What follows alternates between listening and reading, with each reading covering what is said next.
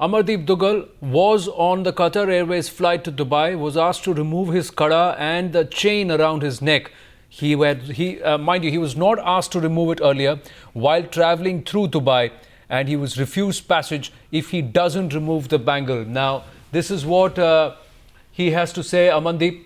Amandeep very clearly saying that his faith has been grossly violated. He was patted down. He was refused passage. And he also says that this was not the treatment that he expected. It was, he feels very hurt about the entire turn of events. Now we'll try and go across to Danish, and Amardeep Duggal has also spoken at times. Now we'll try and play out what Amardeep Duggal, a UK-based politician, a British national, told at times now. We're given to understand he was asked to remove the kada that he wears, even though he was not asked to take it off earlier. He was asked to do that later on. Let's take a listen to what Amardeep Duggal had to say. Yeah, well, look, I was going back to London after a political tour of India, and I was flying from Delhi, first staying here for a day, and then flying to London last night. But I stopped at the security, and I was questioned as to whether I had anything metal inside my turban. When I explained to the security guard that I had nothing of such in my turban, he then continued to search my turban and then requested me that I will have to leave my bangle, my bangle, the kada, at the Dubai airport. I refused to do that, and I tried to reason with him. I said, look, I've traveled to and from Dubai many times before, wearing the same kada, and he said, no, we will have to cut it with a saw, and we will have to keep it here. You cannot take it with you on board.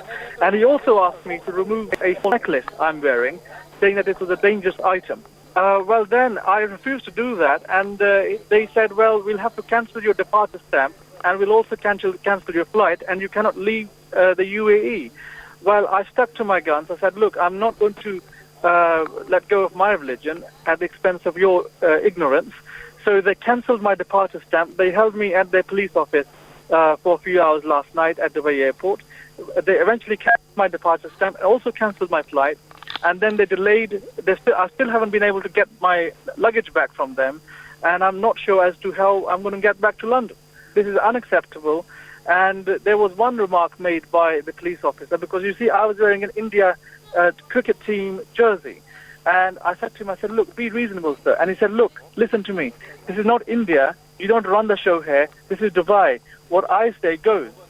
So, you know, it was a very hostile environment and a very rude and nasty environment. And I would say that with racial undertones to it.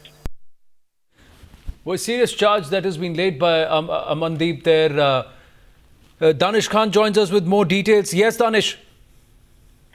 Well, yeah, as we heard, Amandeep, I mean, this is really a very trying time for him, because he is supposed to be here in Northern Ireland campaigning for himself, because as we know, he is the Conservative candidate in this constituency, and of course he wants to come back and start his canvassing. There are hardly any days left. I mean, really unfortunate incident for him. Amardeep Singh Bhogal is kind of is appeared here on the political scene. It's very rare for Indian origin for a Sikh to be a candidate of the Conservative in the Northern Ireland. So there are many firsts to his credit, and the people there were really looking forward to having him around them in the community, working with them, spelling out what are his plans, what are his goals, what does he intend to do. But here we have a situation where instead of being here in Northern Ireland, Amardeep Singh Bhogal is stuck there in the Dubai airport, and of course the British embassy is now trying to speak to the Dubai authorities there, but nothing seems to be coming up at the moment. In fact, Amardeep Singh himself was trying to, through Twitter, trying to reach the director of the Dubai airport, and he said that, well, he hasn't been able to get an audience with him. Of course, he's still trying to reach out to higher authorities.